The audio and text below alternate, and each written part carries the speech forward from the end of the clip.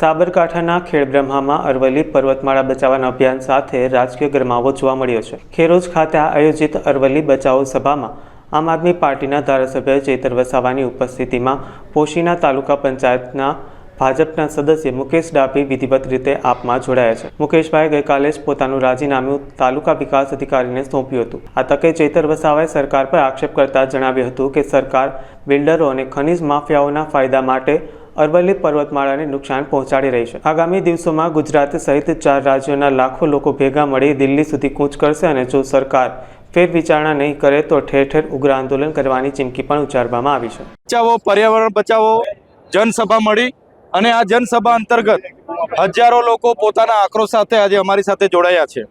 ત્યારે ગત 20 નવેમ્બર 2025ના રોજ કેન્દ્રીય સશક્ત સમિતિની જે પિટિશન હતી એ પિટિશન અંતર્ગત નામદાર સુપ્રીમ કોર્ટે સુનાવણી કરતા જણાવ્યું કે જે પર્વતમાળાઓ 100 મીટરથી ઊંચી હશે એને જ અરાવલ્લીની પર્વતમાળાઓ ગણવામાં આવશે।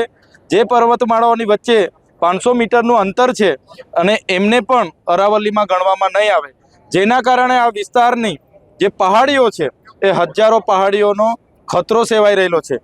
આજે આદેશ આવ્યો છે એ આદેશ એ ખનન માફિયાઓના રેડ કાર્પેટ પાથરીને એમને લાવવા માટેના પ્રયાસ થયા છે। ત્યારે દેશના વડાપ્રધાન એક બાજુ એક પેડ માં કે નામના ઝુંબેશ ચલાવે છે અને અહીંયા આખાને આખા જંગલો, આખાને આખા પહાડો એ ખનીજ માફિયાઓને, ઉદ્યોગપતિઓને આપવાની વાત છે, જેનો અમે સખત શબ્દોમાં વિરોધ કરીએ છીએ।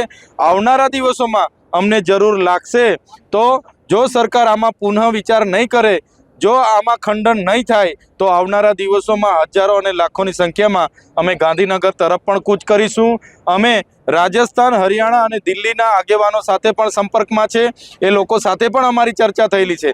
જો સરકાર અરવલ્લીને વિનાશ તરફ લઈ જશે તો અરાવલ્લીને બચાવવા માટે 4 રાજ્યો રાજસ્થાન, હરિયાણા અને દિલ્હી સાથે અમે ગુજરાતના પણ લાખો લોકો જોડાઈને અમારે દિલ્હીમાં કૂચ કરવી પડશે તો દિલ્હીમાં પણ કૂચ કરીશું।